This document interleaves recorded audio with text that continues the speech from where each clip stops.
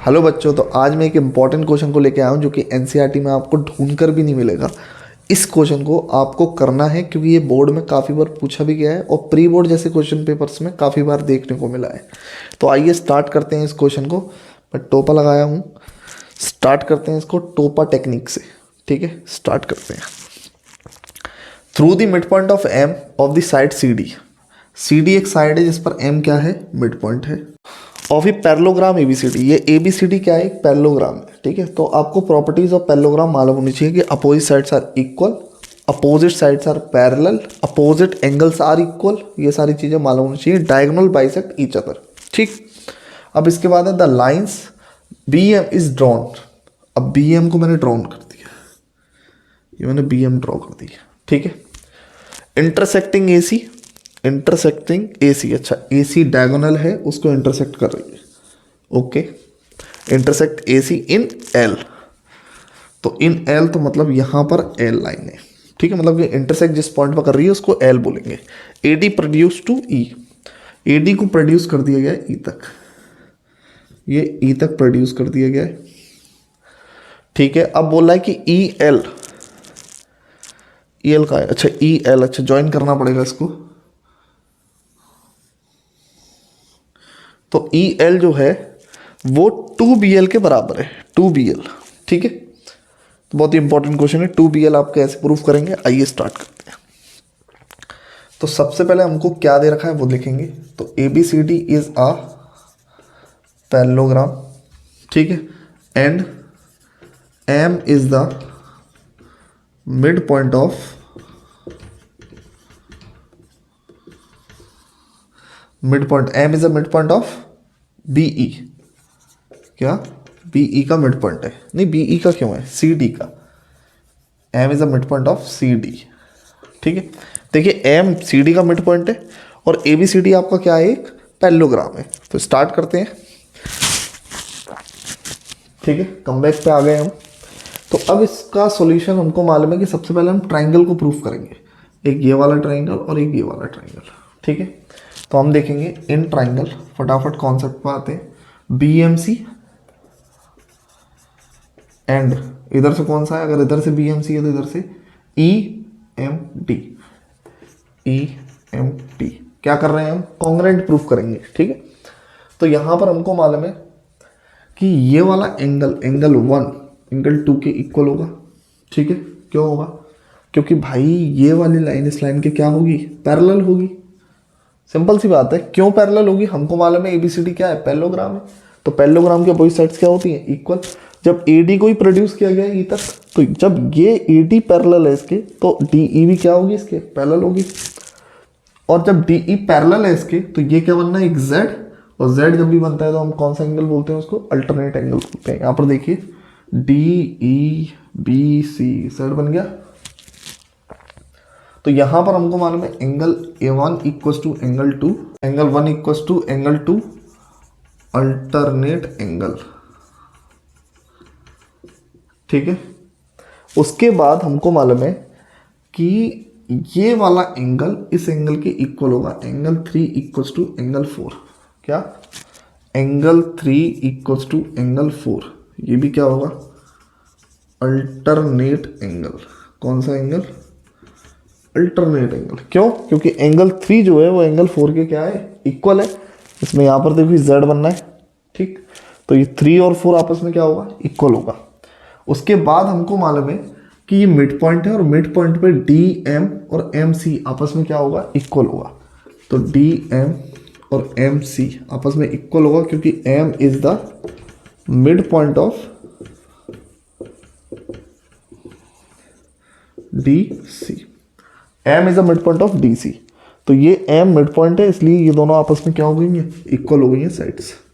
ठीक है, अब यहां पर लिख सकते हैं बाय एंगल एंगल साइड, क्योंकि एंगल एंगल साइड की वजह से हुआ है। तो angle angle side congruence rule, triangle BMC is congruent to triangle EMD। BMC किसके इक्वल होगा, EMD के इक्वल होगा। अब आपको मालूम है कि BC और DE आपस में CPCT से इक्वल कर सकते हैं। तो यहाँ पर लिख देंगे B C is equals to D E by C P C T. C P C T corresponding parts of congruent triangles are equal. ये बहुत इंपॉर्टेंट है। डी सी और डी ई को हमने इक्वल कर लिया है। हमको मालूम है कि ए बी सी डी एक पैरेललोग्राम है, तो बी सी और ए डी आपस में पहले से ही इक्वल है। तो यहाँ पर लिख सकते हैं कि B C is equals to A D. क्यों लिखा? क्योंकि ए बी सी डी क्या है? पैरेललोग्राम है। अब उसके बाद जब ये दोनों आपस में प्रूफ हो चुके हैं तो हम लिख सकते हैं कि A D is equals to D E. देखिए अब इतना तो प्रूफ हो गया हमारा कि ये इसके इक्वल हो गया और ये इसके भी इक्वल हो गया। तो अब हम लिख सकते हैं कि बी सी जो है वो डबल ऑफ किसके होगा, मतलब 2BC डबल ऑफ AE, ये लिख सकते हैं। ये एक इंपॉर्टेंट टर्म आया है कि BC का अगर हम डबल कर दें, BC का हम डबल कर दें तो वो हमारे किसके इक्वल होगा? AE के इक्वल होगा। क्यों होगा? देखिए हमको मालूम था, यहीं से हम प्रूफ कर देते हैं इसको। AD AE दे रखा है जो कि क्या है? AE क्या है? AD plus DE, AD plus DE। हमको मालूम है AD क्या है? BC, और DE क्या है? DE भी तो BC है, तो यहाँ पर BC, तो यहाँ पर कितना आ जाएगा? 2BC। तो इस तरीके से हमने प्रूफ किया इसको, ठीक। तो यहाँ पर लिख दिया हमने प्रूफ।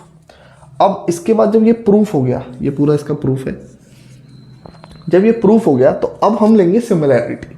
सिमिलैरिटी किस में निकालेंगे? एक यही वाला ट्राइंगल लेंगे लेकिन इस बड़े वाले ट्राइंगल। देखिए कौन सा, ध्यान से देखिए, BLC, ये वाला ट्राइंगल BLC, और यहाँ पर लेंगे ALE, ये पूरा बड़ा वाला BLC ALE, पूरा बड़ा वाला ट्राइंगल हमको लेना पड़ेगा। ले लेते हैं भाई। तो in triangle BLC and triangle, यहां पर हो गया BLC, और वहां से क्या आएगा? वहां से देखिए BLC किसके इक्वल है? इसकी इक्वल है ना, तो यहां पर लेगा ELA। कौन सा लेंगे? ELA। अब इन दोनों ट्राइंगल्स में हमको क्या दिख रहा है वो देखना है हमको। तो हमको दिख रहा है यहाँ पर एंगल 1 इक्वल्स टू एंगल 2, और ये वाला एंगल इस एंगल के क्या हुआ? Vertical opposite. तो यहाँ पर लिख देंगे हम 4 एंड यहाँ पर लिख देंगे हम 5। नहीं, 4 एंड 5 नहीं लिख सकते, 5 एंड 6। क्यों लिखा 6? क्योंकि 4 पहले से है यहाँ पर। तो यहाँ पर हमने लिखा एंगल 1 इक्वल्स टू एंगल 2, क्योंकि ये अल्टरनेट एंगल है, ठीक है। एंगल 1 इक्वल्स टू एंगल 2, ये अल्टरनेट एंगल। देखिए ये वाला एंगल इस ट्राइंगल में आ रहा है और ये वाले ट्राइंगल में एंगल 2 आ रहा है, ठीक है। और दूसरा जो एंगल बनना है वो बनना है angle 5 is equals to angle 6। ये क्यों है? क्योंकि वर्टिकल अपोजिट एंगल है।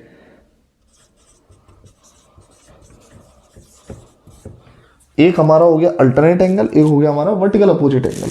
5 और 6 भी आपस में क्या हो गए? इक्वल हो गए। अब दो एंगल जब भी इक्वल हो जाते हैं सिमिलैरिटी में, तो डबल ए सिमिलैरिटी लग जाती है, जो कि हम यहाँ पर लगाएंगे। तो बाय डबल ए सिमिलैरिटी, ठीक है। सिमिलैरिटी रूल से हम कह सकते हैं कि triangle BLC is similar to triangle ELA। ओके, तो यहां पर हमको पता चल गया कि BLC और ELA आपस में क्या हो चुके हैं? सिमिलर हो चुके हैं। तो अब अगली टॉपिक पर हम चलते हैं। अगले टॉपिक क्या है हमारा? हमने एक तरफ लेंगे, देखिए क्योंकि हमारा ये वाला एंगल इस एंगल के इक्वल है, ठीक है। तो हम ले सकते हैं EL, क्या ले सकते हैं? पहले क्या लिया है? BLC लिया है ना, तो पहले BL वाले टर्म को लेंगे। तो यहाँ पर लेंगे BL अपॉन, इधर से लेंगे कौन सा? EL is equals to AE, क्योंकि ऊपर कौन सा ले रहे हैं हम? छोटा ले रहे हैं, बड़ा ले रहे हैं? देन हमको ये भी चेक करना पड़ेगा ऊपर हम क्या ले रहे हैं। BL ले रहे हैं, तो BL को हमें ऊपर लेना है, तो BC लेंगे हम यहाँ पर। इसको ध्यान से देखना है। BLC और ELA तक तो सभी निकाल लेते हैं। BLC के बाद हमने क्या किया? BLC के बाद हमने BL जो था BL, उसकी तरफ क्या था? EL लिख दिया। अब यहाँ पर BLC में फिर से देखा तो यहाँ पर क्या है? BC, लेकिन हम पर यहाँ पर क्या है? AE पूरा। क्योंकि हमने जो बड़ा वाला ट्रायंगल ले रखा है, तो बड़े वाले ट्रायंगल में छोटे वाले के सामने वाली साइड देखनी है, तो वो यही है ए ई। तो यहाँ पर देखेंगे हम b L upon E L is equal to b c. A e का भी रिलेशन निकाला है, 2BC था, तो B C upon 2BC cut कर दिया, कितना बचा 1/2, यहाँ से आ गया 1/2। अब क्या करेंगे, लॉजिक, ई एल को इधर भेजते, 2BL को इधर, सिंपल क्रॉस मल्टीप्लाई करेंगे, तो B L upon E L is equals to 1/2 cross multiply. Cross multiply पे E1 के पास जाएगा तो क्या बचेगा, E L is equals to 2 का मल्टीप्लाई BL से हो जाएगा, 2 का मल्टीप्लाई BL से होगा तो 2BL। तो यहां पर हमको यही चाहिए था, EL is equals to 2BL, और यही हमारा निकल कर आ चुका है, प्रूफ हो चुका है क्वेश्चन। आपको समझ में अगर कहीं भी किसी भी पॉइंट में प्रॉब्लम है कमेंट करिए, और नहीं तो लाइक कर सब्सक्राइब कर जाइए। मिलते हैं नेक्स्ट क्वेश्चन में, नेक्स्ट वीडियो के साथ, जहां पर हम इसका इंपॉर्टेंट एक और क्वेश्चन लेकर आऊंगा मैं ट्रायंगल का। तो नेक्स्ट आपके पास वीडियो आती रहेंगी, प्रैक्टिस करते रहिए। Best of luck, bye bye.